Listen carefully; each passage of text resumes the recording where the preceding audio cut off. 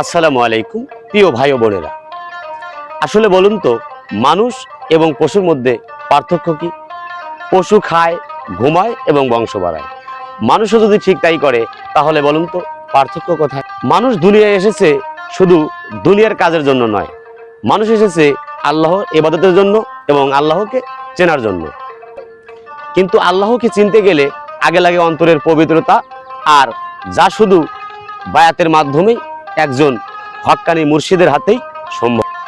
তাই চিশতিয়া তরিকার উন্নয়ন ও সুফি সেবা ফাউন্ডেশন মানুষকে মনে করিয়ে দিচ্ছে, তুমি শুধু দুনিয়ার যাত্রী নয়, তুমি আল্লাহর প্রিয় বান্দা হওয়ারও যাত্রী। আজই যুক্ত হও এবং জীবনের আসল উদ্দেশ্য পূর্ণ করুন।